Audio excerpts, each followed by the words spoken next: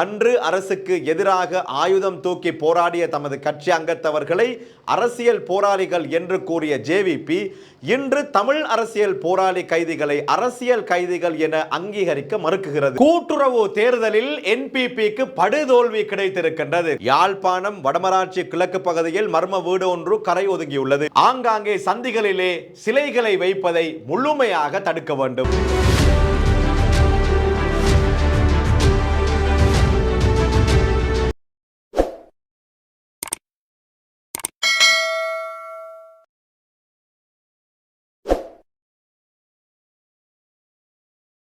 அஸ்ஸலாமு அலைக்கும் வரஹ்மத்துல்லாஹி வபரகாத்துஹு. இது ஷார்ட் நியூஸ் வழங்கும் டாப் ஸ்டோரிஸ். இன்றைய தினம் 2025 ஆண்டு ஜனவரி மாதம் 15ஆம் திகதி புதன்கிழமை. இன்றும் கூட சமூக வலைத்தளங்களிலே வைரலான மிக முக்கியமான செய்திகளை ஒரு தொகுப்பாக நாங்கள் உங்களுக்கு வழங்குகிறோம். அந்த வகையிலே இன்றைய முதலாவது செய்தியாக நாங்கள் வழங்குவது 460 நாட்களுக்கு பின்னால் பாலஸ்தீனத்திலே யுத்த நிறுத்தம் ஏற்பட போவதாக ஒரு சந்தோஷமான செய்தி வெளியாகி இருக்கின்றது.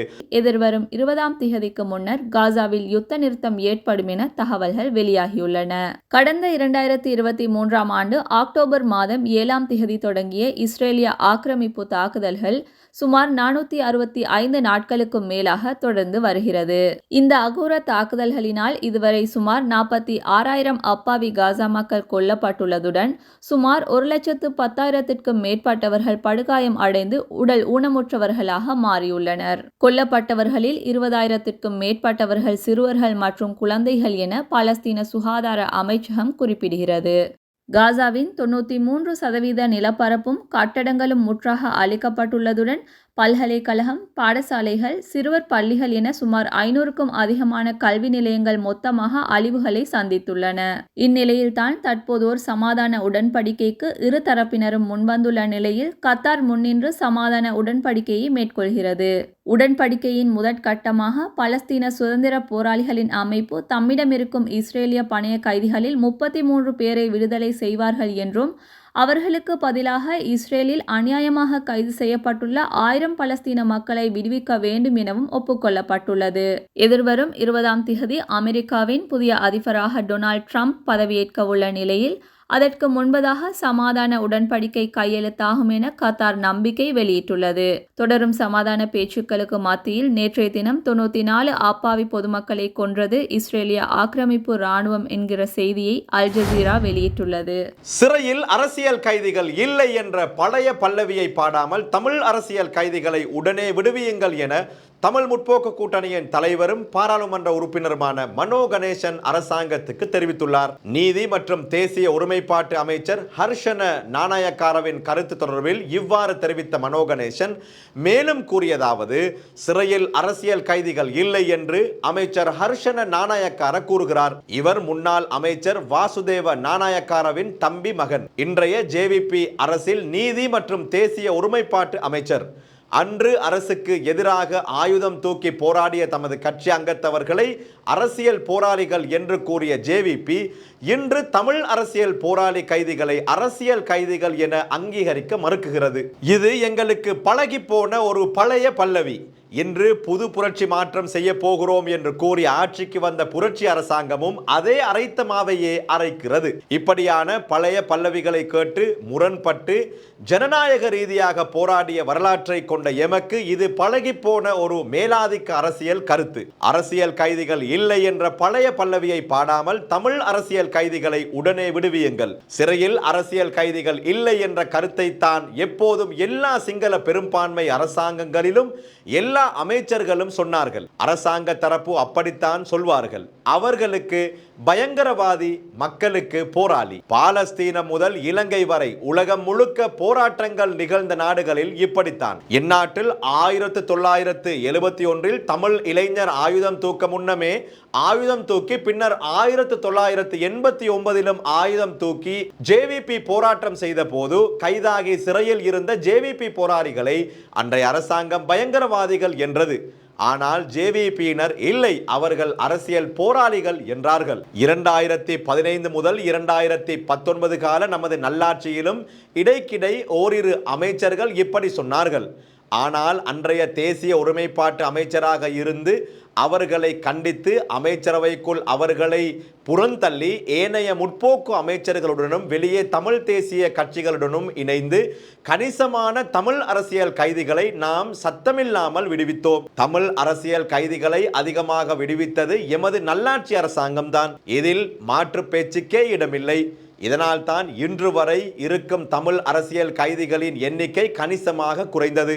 ஆனால் அன்று ஆயுத போராட்டம் செய்த ஜேவிபியே இன்று இப்படி கூறுகிறது. அரசியல் கைதிகள் இல்லை என்று கூறி அவர்களுக்கு பயங்கரவாதிகள் பட்டம் சூட்ட முனைகிறது. 1971 தமிழ் இளைஞர் ஆயுதம் தூக்க முன்னமே ஆயுதம் தூக்கிய தமது அங்கத்தவர்களை அரசியல் போராளிகளாக அடையாளம் காணும் ஜேவிபி கைதாகி சிறையில் உள்ள தமிழ் இளைஞர்களை அரசியல் கைதிகள் இல்லை என்று கூறுகிறது. இந்த இரட்டை வேடம் இவர்களுக்கு இன்று வாக்களித்த செந்தமிழர்களுக்கு தான் வெளிச்சம் என்றார். கூட்டுறவு தேர்தலில் என்பிபிக்கு படுதோல்வி கிடைத்திருக்கின்றது. குறிப்பாக 59 கூட்டுறவு பிரதேசங்களில் 17 பிரதேசங்களில் மாத்திரம்தான் தேசிய மக்கள் சக்தி வெற்றி பெற்றிருக்கின்றது. ஏனைய பிரதேசங்களிலே படுதோல்வி அடைந்திருக்கிறது. கடந்த ஜனாதிபதி தேர்தலிலும் பொது தேர்தலிலும் அமோக வெற்றியீட்டிய தேசிய மக்கள் சக்தி 2025 ஹோமாகம கூட்டுறவு தேர்தலில் படுதோல்வியை சந்தித்துள்ளது. தேசிய மக்கள் சக்தி ஆட்சி மீதான மக்கள் அதிருப்தி காரணமாக உள்ளூராட்சி நிர்வாகங்களில் தேசிய மக்கள் சக்திக்கு பின்னடைவு ஏற்பட்டு வருவதாக அரசியல் அவதானிகள் கூறுகின்றனர். ஹோமாகமவில் உள்ள 59 கூட்டுறவு பிரதேசங்களில் 17 பிரதேசங்களை மாத்திரமே தேசிய மக்கள் சக்தி வெற்றியீட்டியுள்ளது. எனவே எதிர்காலத்தில் இடம்பெற உள்ள செயற்பாடுகளில் ஒற்றுமையாக செயற்பட வேண்டும் என்பதையும் கூறிக்கொள்ள விரும்புகிறோம். ஹோமாகம கூட்டுறவு சமாசங்களின் தேர்தலின் போது கிளீன் ஸ்ரீலங்கா வேலை திட்டத்தை அடிப்படையாக கொண்டு தேசிய மக்கள் சக்திக்கு வாக்களிக்குமாறு பிரசாரம் செய்தார்கள். இவ்வாறானதொரு பின்னணியிலேயே இந்த தேர்தலில் நாங்கள் வெற்றியடைந்துள்ளோம். ஹோமாகம பாராளுமன்ற உறுப்பினர் ஒருவர் அவரின் முகப்புத்தகத்தில் ஹோமாகம கூட்டுறவு சமாசங்கள் ஊழல் நிறைந்தவை என்று பிரச்சாரம் செய்துள்ளார். இதே போன்றதொரு பிரச்சாரத்தையே ஜனாதிபதி தேர்தலிலும் பொது தேர்தலிலும் முன்னெடுத்திருந்தார்கள். இலங்கையில் இருக்கும் சிறந்த கூட்டுறவு பல்நோக்கு சமாசங்களில் ஹோமாகம கூட்டுறவு சமாசமும் ஒன்றாகும். ஹோமாகம கூட்டுறவு சமாசம் அதிக இலாபத்தையும் உழைக்கிறது. தேசிய மக்கள் சக்தி முன்வைத்த சகல குற்றச்சாட்டுகளையும் தோற்கடித்து தேசிய மக்கள் சக்தியை தோற்கடிக்க இந்த ஒன்றிணைந்த அமைப்பு ஒத்துழைப்பை பெற்றுக் கொடுத்துள்ளது. எனவே ஹோமாகம கூட்டுறவு சமாசங்களின் இந்த வெற்றியை முன்னுதாரணமாக கொண்டு நாட்டின் தலைவர்கள் அடுத்த கட்ட நடவடிக்கைகளை முன்னெடுக்க வேண்டும் என்றும் அவர் சுட்டிக்காட்டினார். யாழ்ப்பாணத்திலே ஒரு அதிர்ச்சி ஏற்பட்டிருக்கின்றது. யாழ்ப்பாணத்திலே ஒரு மர்ம வீடு கரை ஒதுங்கி இருக்கின்றது. அதனை பார்வையிடுவதற்காக வேண்டி மக்கள் திரண்டு வருவதாக சொல்லப்படுகிறது. கரையொதுங்கிய மர்ம வீடு பார்வையிட திரளும் மக்கள். யாழ்ப்பாணம் வடமராட்சி கிழக்கு பகுதியில் மர்ம வீடு ஒன்று கரை ஒதுங்கியுள்ளது. குறித்த மர்ம வீடு யாழ் வடமராட்சி கிழக்கு நாகர்கோவில் பகுதியில் இன்று அதிகாலை 3 மணி அளவில் மீட்கப்பட்டுள்ளது. அண்மை காலமாக கடல் நிலையில் மாற்றங்களினால் கடல் சீற்றங்கள், சூறாவளி, புயல், நிலநடுக்கம் போன்றவை பல தென்கிழக்கு ஆசிய நாடுகளில் ஏற்பட்டது. இதன் போது Myanmar, Taiwan, Thailand, Malaysia, India போன்ற ஏதாவது ஒரு நாட்டில் இருந்து வந்திருக்கலாம் என நம்பப்படுகிறது. குறித்த வீட்டில் பௌத்த சமயத்தினை தாங்கிய பல மரபு அம்சங்கள் இருப்பதாகவும் தெரிய வருகிறது. குறித்த வீட்டினை பார்வையிடுவதற்கு பல மக்கள் சென்ற வண்ணம் உள்ளனர். கிளீன் ஸ்ரீலங்கா வேலை திட்டத்திற்கு ஆதரவாக ஒரு பௌத்த தேரர் பேசியிருக்கின்றார். அவர் அதில் ஆங்காங்கே சந்திகளிலே இருக்கக்கூடிய புத்தர் சிலைகளை அகற்ற வேண்டும், அதே போன்று வாகனங்களிலே வைக்கப்பட்டிருக்கக்கூடிய புத்தர் சிலைகளை அகற்ற வேண்டும், இது போன்ற பல அதிர்ச்சிகரமான கருத்துக்களை சொல்லி இருக்கிறார். ஏன் மக்கள் இப்படி முட்டாள்களாக இருக்கிறார்கள்? வாகனங்களிலே சிலைகளை வைத்திருக்கிறார்கள், ஆனால் அவர்கள் பன்சலையை கண்டதில்லை, பள்ளிக்கு சென்றதும் இல்லை, கோவிலுக்கு சென்றதும் இல்லை. ஆங்காங்கே சந்திகளிலே சிலைகளை வைப்பதை முழுமையாக தடுக்க வேண்டும். பன்சலைகள் இருக்க வேண்டிய இடங்களிலே பன்சலைகள் இருக்க வேண்டும், கோவில்கள் இருக்க வேண்டிய இடங்களிலே கோவில்கள் இருக்க வேண்டும், பள்ளி வாயல்கள் இருக்க வேண்டிய இடங்களிலே பள்ளி வாயல்கள் இருக்க வேண்டும். இப்படி இந்த நாட்டை சுத்தப்படுத்த வேண்டும். அதுமேதுக்கு ஜனாதிபதி அவர்களின் சிறந்த வேலை திட்டம் தான் கிளீன் ஸ்ரீலங்கா வேலை திட்டம். ஏனென்றால் இந்த நாட்டில் இருக்கும் சில முட்டாள்கள், அவர்கள் கிணற்று தவளைகளை போன்றவர்கள், அவர்கள் உலகத்தை பார்க்க மாட்டார்கள், உலகை அவர்கள் கண்டதும் இல்லை. எனவே வாகனங்கள் மாத்திரமல்ல, இந்த நாட்டில் இருக்கக்கூடிய எல்லா தெருக்களும் எல்லா இடங்களும் சுத்தமாக்கப்பட வேண்டும்.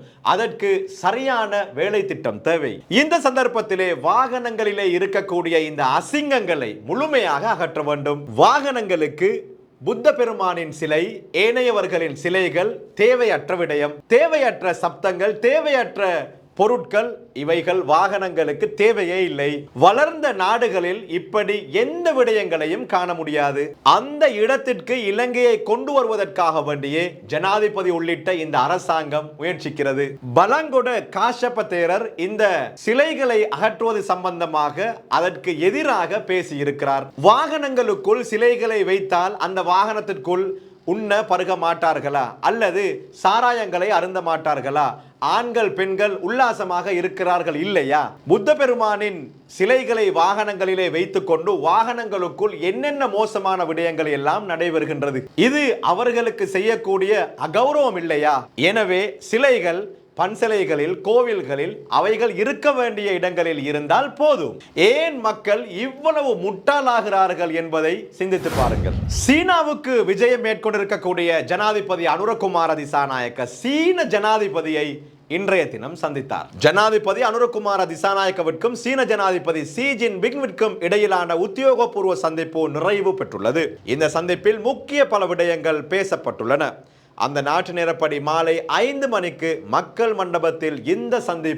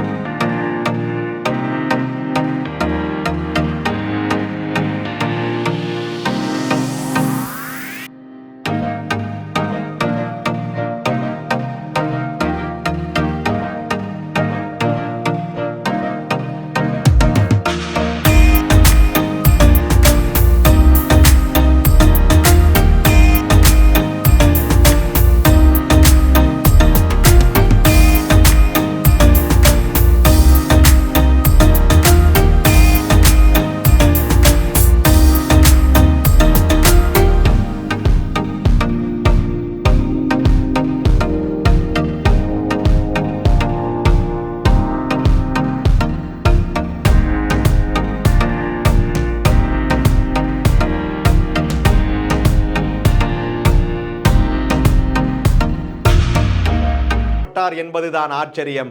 ஜனாதிபதி இல்லத்துக்குள் ஏணி வைத்து ஏணியால் பாய்ந்து அதிகாரிகள் ஜனாதிபதியை கைது செய்துள்ளனர். தென்கொரியா ஜனாதிபதி யூன் சுக் யோல் இன்று அதிரடியாக கைது செய்யப்பட்டுள்ளார். அந்நாட்டு புலனாய்வுத்துறை இன்று அவரை கைது செய்துள்ளது. இந்த மாத தொடக்கத்தில் அவரை கைது செய்வதற்காக புலனாய்வாளர்கள் மேற்கொண்ட முதல் முயற்சி தோல்வியடைந்த நிலையில் தற்போது அவர் கைது செய்யப்பட்டுள்ளார். ஜனாதிபதியின் வீட்டிற்குள் ஏணி வைத்து ஏறி குதித்த புலனாய்வாளர்கள் அவரை கைது செய்து நீதிமன்றத்திற்கு அழைத்து சென்றுள்ளனர். தென்கொரியா ஜனாதிபதியை பதவியிலிருந்து நீக்குவதற்கான வழக்கு நேற்று விசாரணைக்கு எடுத்துக் கொள்ளப்பட்ட போது அவரது பிடியாணை நீடிக்க நீதிமன்றம் நடவடிக்கை எடுத்துள்ளது. கடந்த டிசம்பர் மாதத்தில் இராணுவ சட்டத்தை அமல்படுத்தியதாக நாட்டின் கிளர்ச்சியை தூண்ட முயன்றதாகவும் அவர் மீது குற்றம் சாட்டப்பட்டுள்ளது. தென்கொரியா ஜனாதிபதியை கைது செய்வதற்காக அவரது உத்தியோகபூர்வ இல்லத்தின் முன் கூடியிருந்த மக்களால் உருவாக்கப்பட்ட தடைகளை மீறி அவர் கைது செய்யப்பட்டுள்ளமை குறிப்பிடத்தக்கதாகும். இந்த அளவில் இன்றைய டாப் ஸ்டோரிஸ் நிறைவுக்கு வருகின்றது. இன்ஷா அல்லாஹ் மீண்டும் நாளைய தினம் சந்திப்போம். அதுவரை அஸ்ஸலாமு அலைக்கும் வரஹ்மத்துல்லாஹி வபரகாத்துஹு. வீடியோக்களை மிஸ் பண்ணாமல் பார்க்க இன்றே ஷார்ட் நியூஸ் யூடியூப் சேனலை சப்ஸ்கிரைப் பண்ணுங்கள்.